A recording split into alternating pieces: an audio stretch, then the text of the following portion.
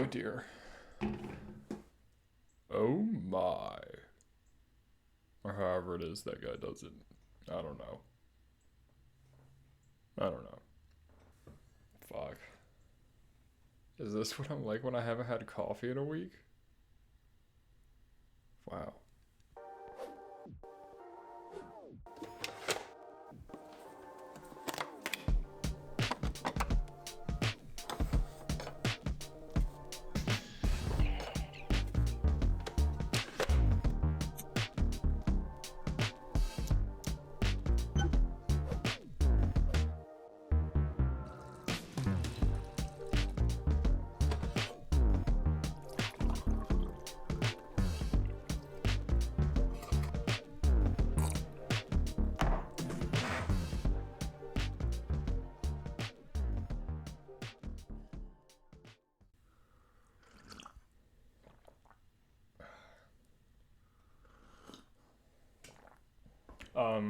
Hello. I'm not on drugs, I swear. This is just me when I haven't had coffee in a week and actually decided to relax. So hello, it's your boy, Michael Leader. What's up? Bringing another coffee talk. Oh dear. I'm just now finding out what it's like to actually be well rested and relaxed. First time I've known this feeling since I was like 14. This is weird. Today's coffee talks. What is today's coffee talks about? I didn't plan whatsoever for this week. I tried to plan the coffee talks for this week, but I just couldn't. I couldn't really settle on one idea until like 30 minutes before setting all this up. So please excuse me if I'm a little more all over the place than usual. Quick recap for what's been happening to me this past week. This is the first cup of coffee I've had since Saturday, the whatever last Saturday was. It's currently, Jesus Christ, Saturday the 1st. It's currently Sunday the 8th. Yeah, that was the last time I had coffee before this right here. And as you can see, it's not in my beloved Black Rifle coffee cup. No, no. It is in the Work Fucking Harder cup. Because I deserved a good cup of coffee after working fucking hard. And today's coffee, I can't remember what brand because I bought the coffee at TJ Maxx, but it's salted caramel. And it's good. And I put just regular creamer in there, like plain creamer. And it's good. I'm happy with this. So, yeah, what's been happening with me this week? I decided to de-stimulate myself a little bit. And what I mean by that is I got off my phone and I stopped drinking coffee. So that way I can get a new idea of what baseline is supposed to be. Because, let's be honest, we're all addicted to our phones. And a lot of us that are stressed out and spread thin are addicted to coffee. And so I decided to curb both those addictions for the most part. And holy Jesus, it is it's something. And so in order to make curbing an addiction like your phone or your coffee feasible, it's like with any other addiction. You have to find something to replace it. Find something as a substitute. And so instead of being on my phone all the time, I started reading a book. Game of Thrones. It's actually really good. I'm a little bit into the beginning. It's actually really good. I'm really enjoying it. First time I've started a new book series probably since I was a kid. And yeah, I'm just really enjoying it. And then instead of coffee, I've been doing hot cocoa. because it's starting to get chilly here, and hot chocolate is just so fucking good. And, it's hot, and I needed something hot to replace the hot coffee. So I've been doing hot chocolate. And now I'm like relaxed and not stressed. And it's great. This is the first time I've been this way quite literally since I was 14. Started drinking coffee every day when I was about 14. Was on my phone all the time just because, I was a phone addicted teenager. And so it's like, yo, I don't need this shit no more. It's not serving me. It helped me get through all the shit that I had to get through back then. Both the phone and the coffee. But I don't need them anymore. And that's kind of the direction where I'm taking this Coffee Talks, is new beginnings and change. And what that means. Because change isn't always some like grandiose thing. Like, you don't always have to throw everything away in order to start new. You don't have to do that. You can just grow with what you have instead of replacing it every time you feel like you've outgrown something. But yeah, change, new beginnings, and how that doesn't always mean starting completely over. Change is not some scary thing that it's made out to be. Change is actually growth. I'm at a point in my life now where I can't just be a dumb teenager anymore. I could still go out and have fun, but I just can't be a dumb teenager anymore. Not in high school. And I'm coming to accept that. I'm not 19 anymore. I'm not 17 anymore. But that doesn't mean I can't enjoy life in its moments as I did when I was those ages, if that makes sense. Even though I'm 22, I can still enjoy something like I'm 19. I can still enjoy something like I'm 17. I just can't live there forever. I can't live in the idea of going back to that, going back to those ages, because I can't. I'm always moving forward. And that's okay. That's part of it. That's part of life. Nothing's ever going to stay the same. And so in a way, I think I was afraid to grow because I knew nothing would stay the same. I knew nothing would stay the same.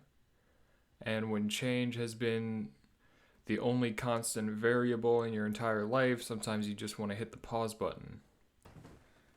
Okay, that was odd. My camera just stopped after I made that analogy. Like I said, because change had been the only constant variable in my life, for once I wished it would stop changing. But that was limiting me on how I grew. Because of how a lot of things happened when I was a kid, I was scared to make friends. Because, how do I put it? I've moved around a lot. I went to 9 different elementary schools. Thankfully, one middle school, but then also one high school, even though it was in a different state. So change has always been a constant for me. I just go where I go. Like I am a vagabond in a way. I guess another way would be like I'm a nomad or a gypsy or whatever. I'm just always moving. There's always somewhere I want to go. Like, I just haven't, I haven't quite found the place to set down my roots. And I'm trying to find where that is.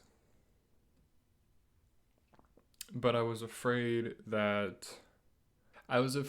to actually get close to people wherever I was because I knew I wouldn't be there for long. Like, ever since I started high school, really, I knew one day I was going to leave Georgia. I may not know where I'm going to go or when I'm going to do it, but I've known one day I'm not going to be in the South anymore. I'm not going to be in this state. And so I just didn't let myself get close to anybody because if I got close to people, then it would hurt a lot more when I had to say goodbye again, because I always have to say goodbye. And so I limited myself from the experiences I would have just because I didn't want to get close to anybody.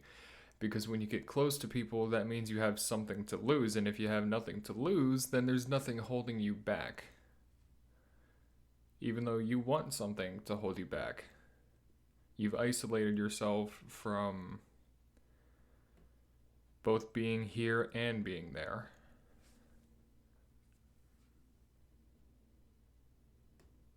And that's what I used to do. There were certain things I did that I quite literally knew, like, it would push people away. Like, nothing horrible, but it just mindsets and thought patterns that I knew if I kept up with those, it would push people away. I was devising a perfect scheme to make me always be alone so I wouldn't have to say goodbye to anybody. And that's not a way to live. That's no way to live. You can't just be alone all the time. The lone wolf cries for his pack too. And I was talking with one of my friends yesterday. We were hanging out, and I was telling them part of that. And granted, how I had been doing better. Like, I've been going out and doing things. Like, that festival I went to. I'm hanging out with another one of my buddies down here next weekend. We're going to Oktoberfest. And I'm allowing myself to live. Even though I know I'm not going to be here forever. Not just on this planet in life.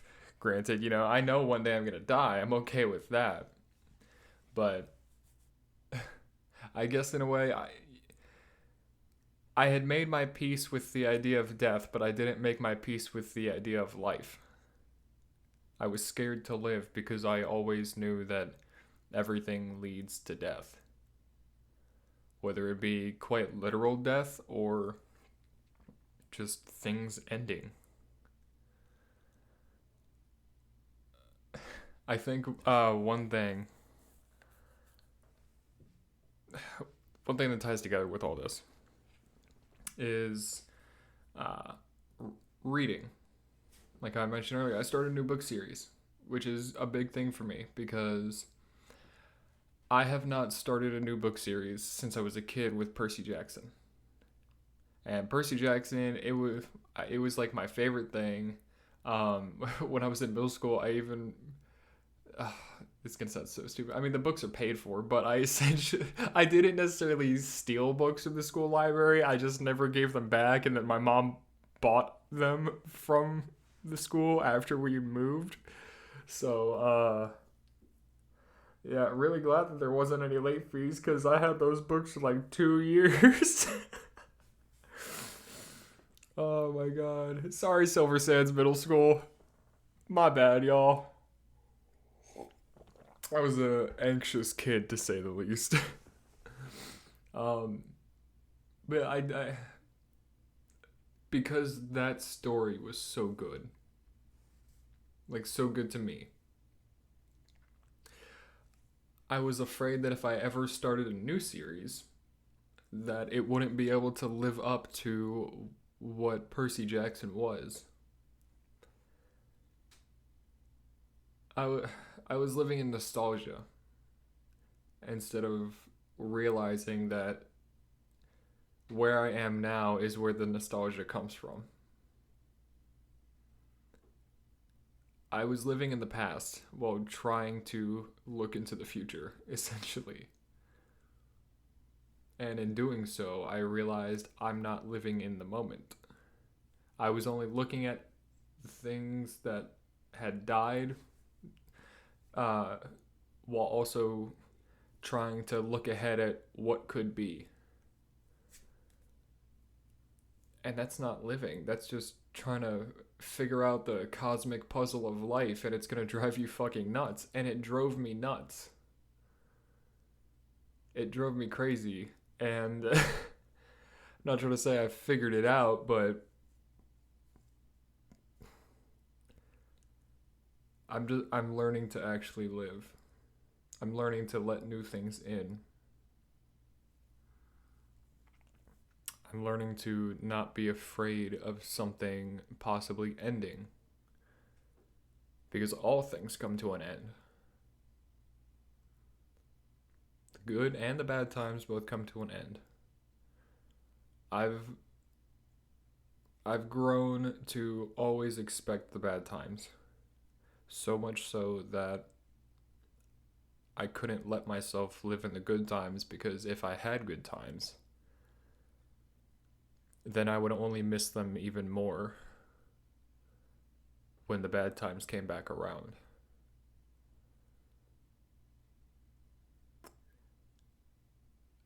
But the good times are there to pull you through the bad times.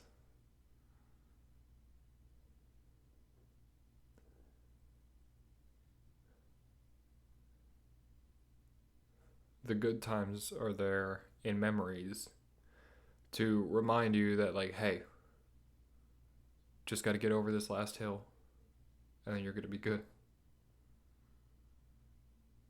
That's all it is.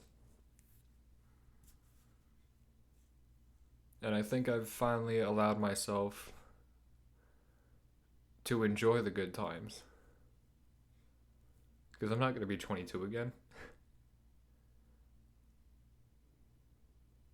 And I'm finally letting myself live like it. I'm finally letting myself go out and do things that a 22-year-old would do. I've essentially escaped my own prison. You know, I've always felt a lot older than what I really was. You know, like I always felt like an old man in a young body, and it never lined up properly. Like, you know, I'm an old soul in a fresh body, where, like, how, you know? It's like, how does that work? And, you know, I've always been, like, mature for my age and all that kind of stuff.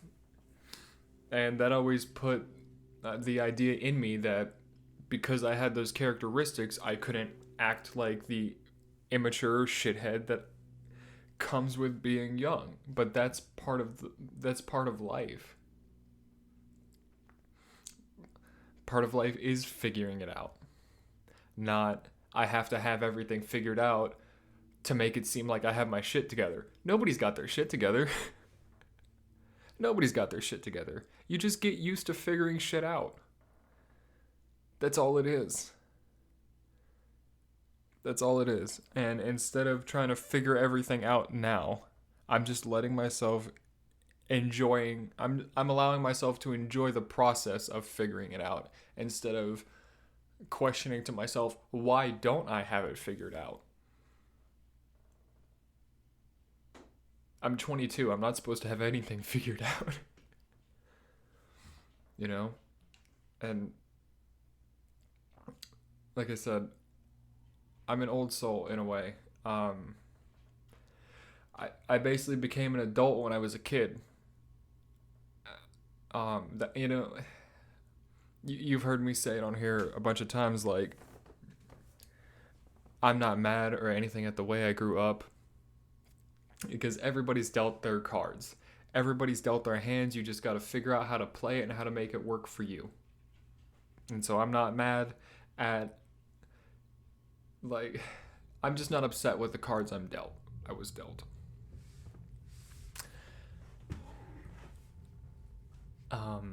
But yeah, I had to be an adult at a really young age. You know, and I finally grown into those shoes that I was tossed into. It took a long time of stumbling and almost tripping and falling on my face, but I finally filled the shoes that I was meant to fill. You know, like in certain aspects, it doesn't look like a lot has changed. And in certain aspects, it doesn't feel like a lot has changed. You know, I still drive the same car as I did after I graduated high school. You know, my car was my graduation gift to myself. You know, like most families, I don't want to say most families, but like, you know, a lot of well off families, even for their kids' 16th birthday, they'll be like, oh, here's a car. We're so proud of you. My family couldn't afford that. I was being raised by a single mom. If I wanted a car, I had to work for it, and I did. My little Nissan Sentra that got me through senior year, and then after I graduated, I went and got myself, you know, a full time job. I skipped college. You know, I took a couple classes in a technical college. You know, I have an electrician certification. I don't use it because I don't care to be an electrician, to be honest with you. But you know, I immediately went to work after high school because I wanted something nice for myself. You know, I wanted to start building a life for myself ahead of time, I guess. Um, and so, you know, the car was my graduation gift to myself. And 4 years later, I'm still driving that same car. I bought my house 2 years ago. Like 2 years ago this month, I bought this house. You know, still living here. I still like my house. Still have the same motorcycle as a year ago.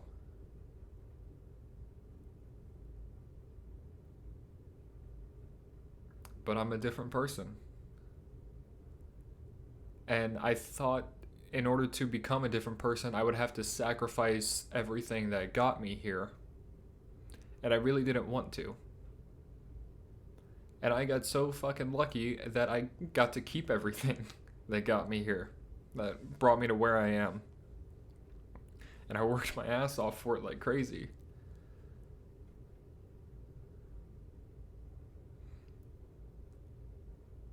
And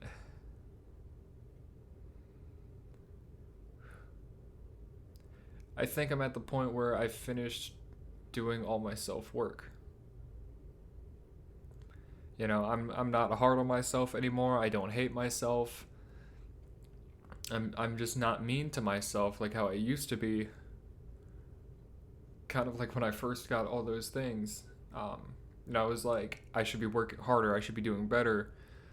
Can't just work all the time. You gotta relax every now and then.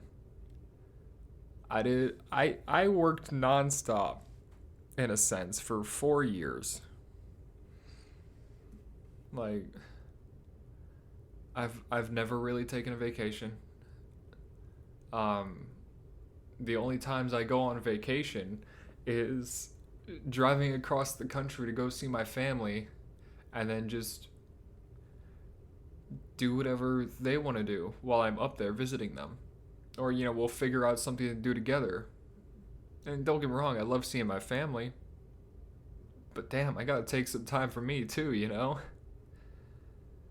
And I'm starting to get to that point where I'm actually doing things for myself. You know? Like, I missed out on a lot of things that, you know, young people experience because I was too busy just working on things and trying to get things set up for life. Because right now, I'm in a great fucking spot to just relax. You know, I did the hard work. I can rest for a little bit.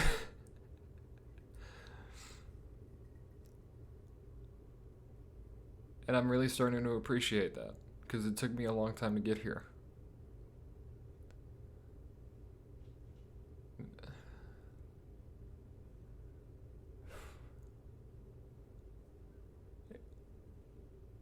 If in a weird way, I feel like I'm at the end of phase 4 of the MCU.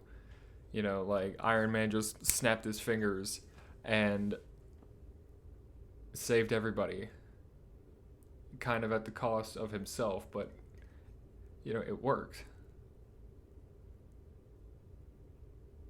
And I feel like not to put myself in Captain America's shoes, but I just love Captain America because he's my favorite.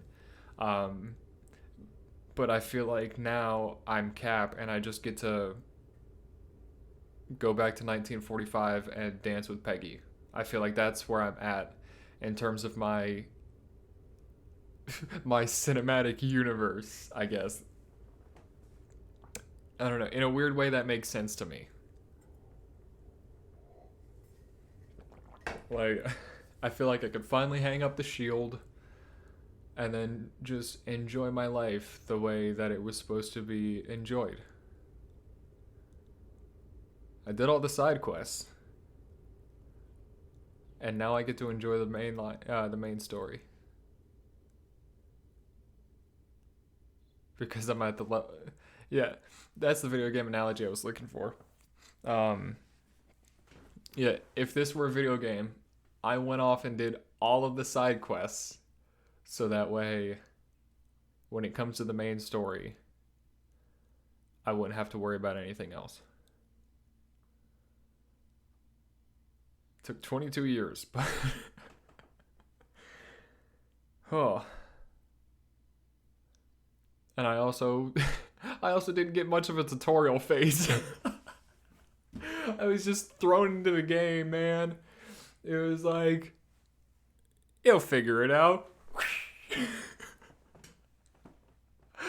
It's like Pikachu just getting thrown into a battle and it's like you're telling me I'm fighting God and you expect me to win, and then he fucking wins. It's like, if I'm gonna use an anime reference, but it's a car anime. If this were Initial D, I'm Takumi. I'm just driving my 8.6 around, just chilling, and I somehow accidentally just happen to have the skill from all the side quests to just beat all the fucking main characters, like beat all the opponents easily, and they're like, how do you do it? No, I'm Saitama. I don't know. For One Punch Man. I don't know. It's the excitement of the ADHD is coming out, but it all makes sense to me. It's pretty good. But yeah, that's where I'm at. I'm not at the point where I just want to live in a bubble anymore. I don't want to just live in my own little bubble. I want to include people in it, even if it means they're not going to be there forever. Because none of us are here forever. I love my car, but my car's not going to be here forever. I love my motorcycle's not going to be here forever. I love my dog, I love my house, but neither of them will be in my life forever. And that's okay. You just got to enjoy things while you have them. Nothing is long for this world. Some things may last longer than others.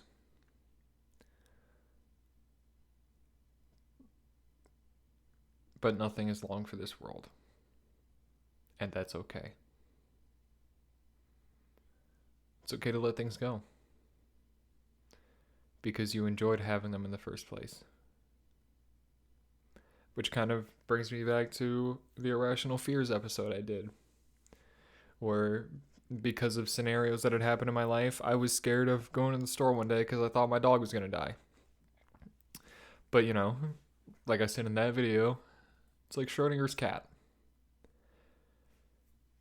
Till you open the box, you're never going to know whether the cat is dead or alive. And opening that box is a leap of faith.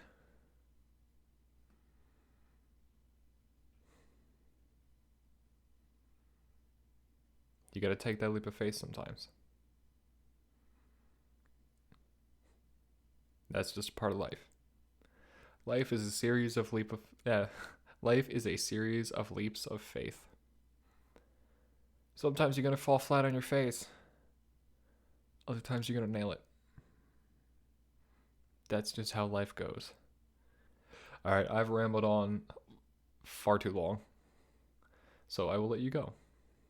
Thank you for watching, and I hope you enjoyed. Until next time. Bye now.